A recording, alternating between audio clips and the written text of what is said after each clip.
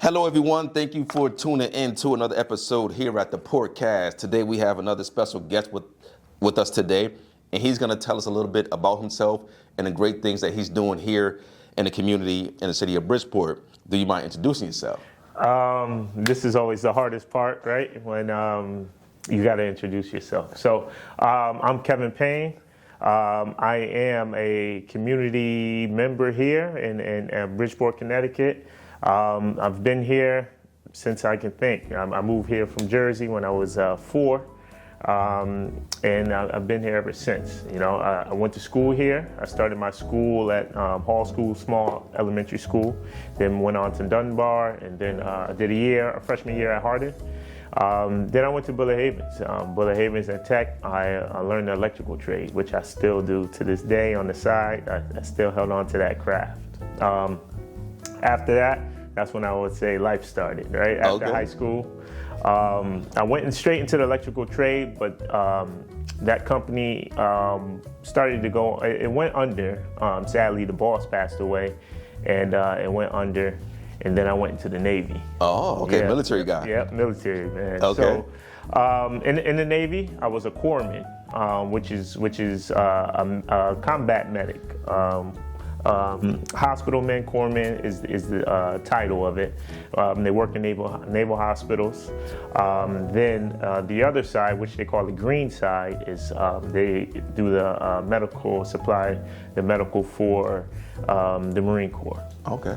Other branches, depending on where you're located, but the Marine Corps is the green side of the Navy, right? They call it. There, I served 8 years. 8 years as a corpsman, deployed to Afghanistan 2010, 2011, where there you can imagine combat, field medicine, emergency medicine, all that stuff. Then after that service there, I came back here, started working there at the Veterans Hospital in West Haven, Connecticut there. There I worked in human study research, which is, studying human behavior. A lot of focus on veteran homelessness. They had pain studies with veterans. They had focuses on sleep studies with veterans. So I did that for 13 years. One of the bigger projects there I was involved with was veterans on dialysis, dealing with chronic pain. There was a cognitive behavior focus that we wanted them to, get them back to kind of reintegrating back into the things that they used to do prior to their diagnosis with kidney failure. It was a tough population because, as you can imagine, they're sick, they're ill, they're in pain, they're not in the best of moods, and some even pass away. So it's just a difficult population. And then after that, 13 years at the VA, I now took the position as Director of Social Emotional Learning at LifeBridge Community Services here in Bridgeport. And here I am. Okay, all right. So let's go back to your military days. Okay. Overall, what was that experience like? I would say it was. I always label it as the best, worst times of my life, right?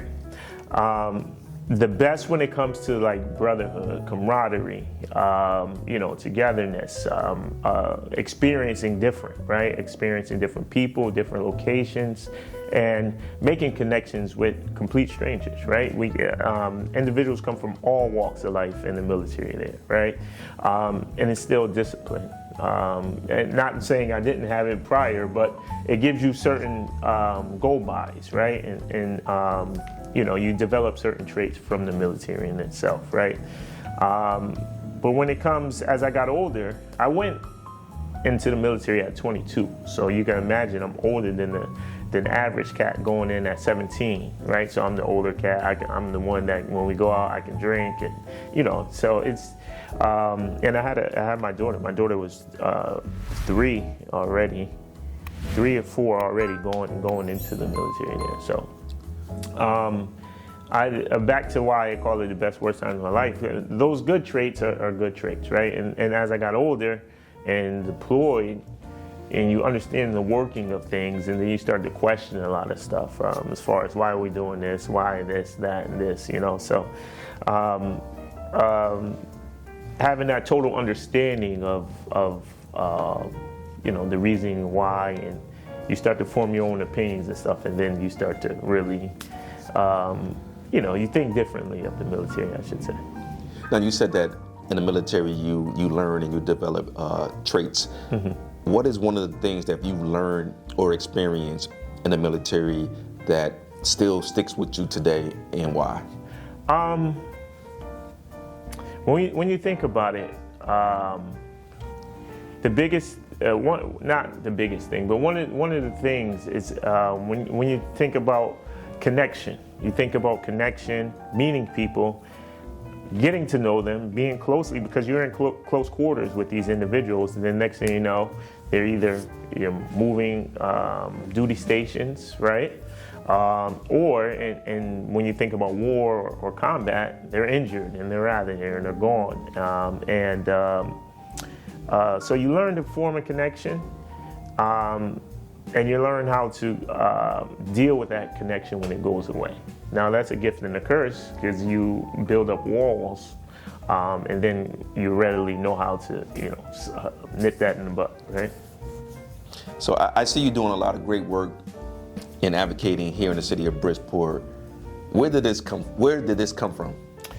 The advocating part? Yeah. I would say it came about. It fell into my lap. And that may be weird to say, because a lot of people say, oh, that was my passion and this and that.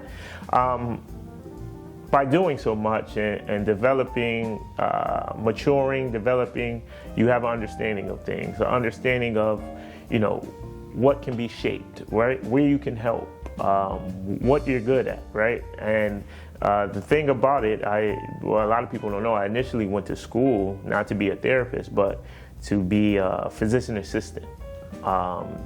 And the reason why is because I wanted to remain in the medical field, and that's where, I can go to school for a short amount of time and make money, right? And come out decent with a decent salary, looking towards a decent salary. But I quickly met chemistry and those things, and it was like, man, this is not for me, right? I wasn't a math guy, a science guy. I was like, you know what, this is not for me. So I went into the psych field. I got my undergrad from UB in psychology, my bachelor's degree. And in those classes, I became more and more in tune with how the mind works and how you can have an understanding of someone by basically talking with them, right? So that led into me getting into my master's degree, which is in clinical mental health counseling. And from there, I learned how to talk to people. I learned how to understand their story, right? And I learned those inner workings of individuals.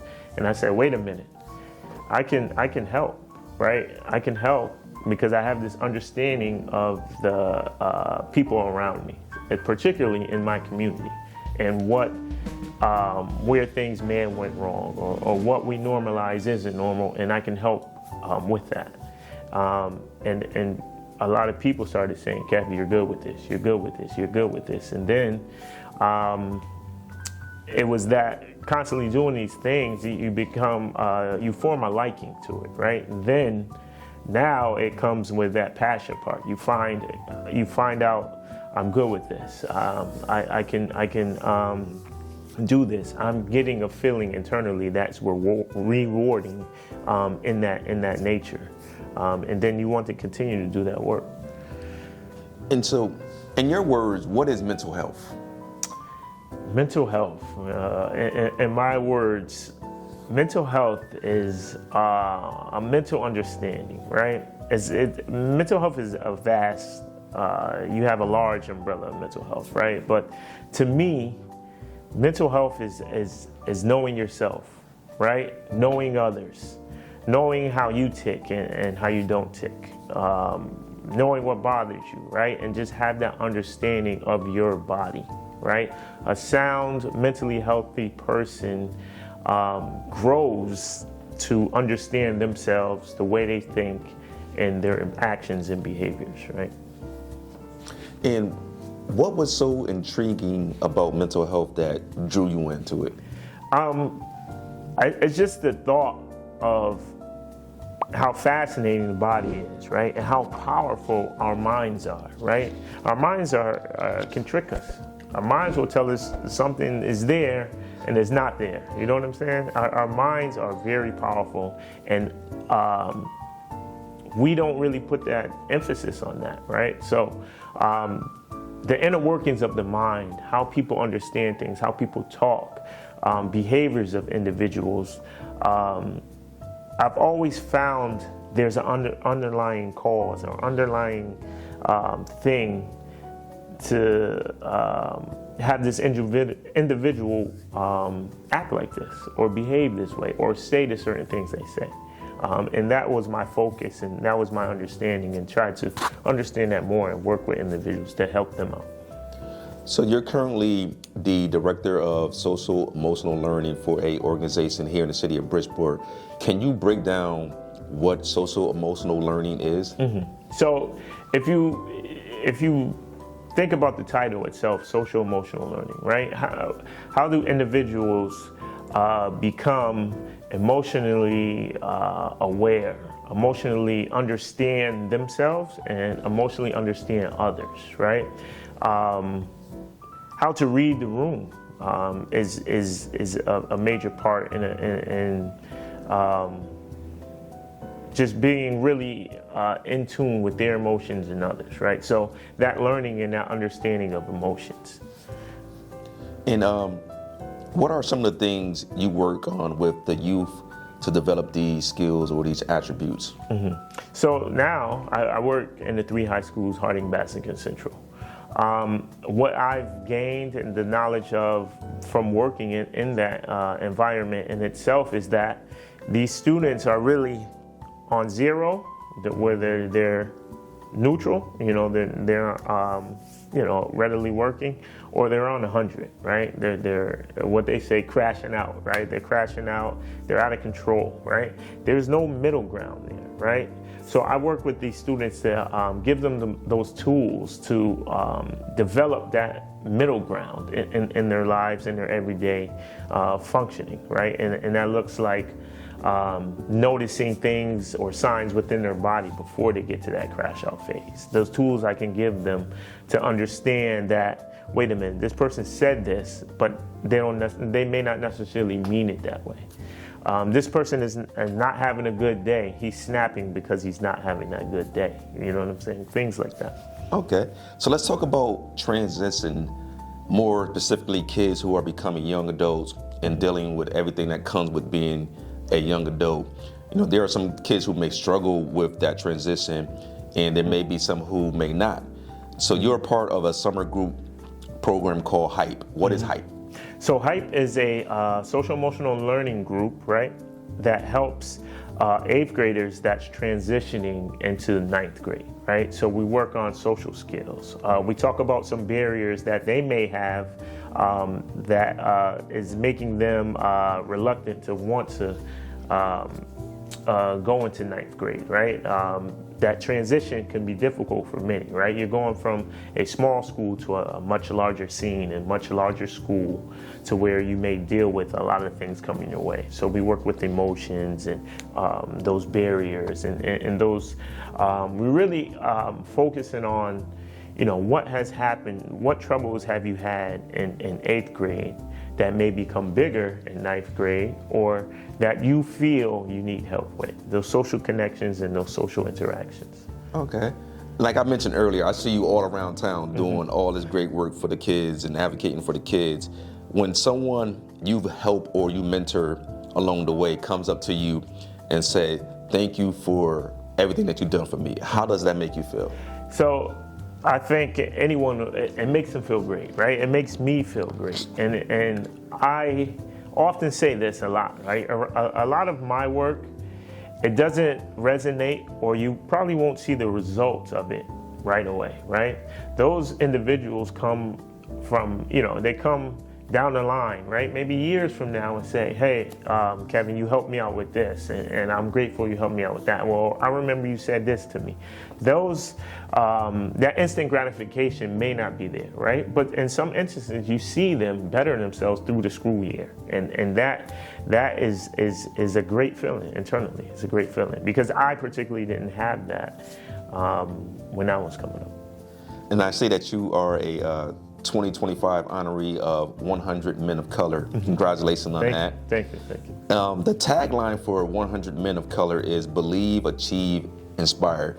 Did you ever think these words would apply to you becoming who you are today? No, not at all. Not at all. And I say this, and I share this with the individuals that I speak to on a daily basis. I was the most, a person of low confidence, right? Even now to this day, I have moments where I don't believe in myself, right? Everybody else sees it, and I don't see it in myself because of those the confidence issues or esteem issues that I had overcome, right? Kevin, you are great. Kevin, people do think you can do things, right? Kevin, you can accomplish these things, right? So when I think about that, I would never in a million years think that that was something or some things that I would exhibit or someone sees in myself. So you said that there are some days where you don't have as much confidence in yourself.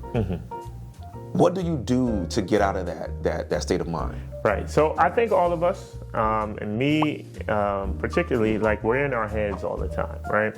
And coming from Bridgeport, Connecticut, you think I don't belong, right? I don't fit over there, right? I've been in many places where I automatically think, right? Because even as a African American male, right? I don't belong there, right? A lot of my work has been particularly around doctors, around in the medical field, and coming from where I come from, you think you're not as good, right? But doing my work is and leading some of these trainings and things of that nature, you build that confidence, right? Those doctors that I thought I wasn't better than are listening to you and leaning on you for knowledge, right? And that is where that confidence comes in that, and I'm able to overcome those things, right? And with those instances or those situations constantly happening, it builds up a confidence within myself. And how can people reach out to you to perhaps get their kids, their niece or nephew involved in the great programs that you are running?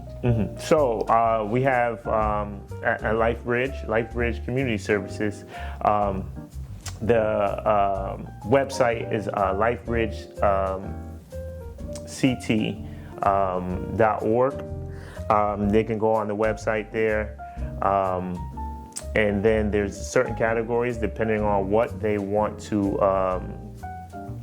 choose, whether it's therapy, whether it's other programs, they can log on there and just select. LifeBridge has great therapists over there, great programs that they can get their children or students involved with. I also work with the Buddy Jordan Foundation. That is an all-boys mentoring group. Where we have a curriculum. They're in the schools now. They have a curriculum there that we meet on the second and fourth Saturdays at the Hall Neighborhood House. I talk to them for about an hour prior to I talk to them for an hour. We develop and talk about life skills, becoming a man, things of that nature. Then they have their free time, whether they want to go in the gym, play basketball. We have VR there that they use and things of that nature. So that is the Buddy Jordan Foundation. You can Google that, it will come up. And then just select that you want to send your kid over, and we're welcome. And we welcome all the kids there. So is there any parting words or advice that you would like to give to the people who are watching this interview? Always believe in yourself, right? Always believe in yourself, because that, like I said prior, that is one of the things that held me back, right? Because it held me back in a lot of instances that, I could have been great in this situation, but I've talked myself out of it, or not even applied to a situation. That was me, in my head, cutting myself off at the legs before I even get started, right? So, just have that confidence within self, right? And just know that you made it through your worst days already, right? If you're living, breathing now, you've made it through a situation where you thought it was going to take you out, and you made it through. So you made it through your worst times. Keep going. There's always going to be situations where you're going to have to fight through it, and you'll get through it. Well, Kev, I'd like to thank you for taking time out your busy schedule to come here on this platform and give us a little insight of who you are, and also talk about the great things that you're doing here in the city and the wonderful organizations that you are a part of. So continue to put in the good work. Yes. Thank you. Thank you for having me. It's a pleasure, and I'll see you around. All right. Thank you so much.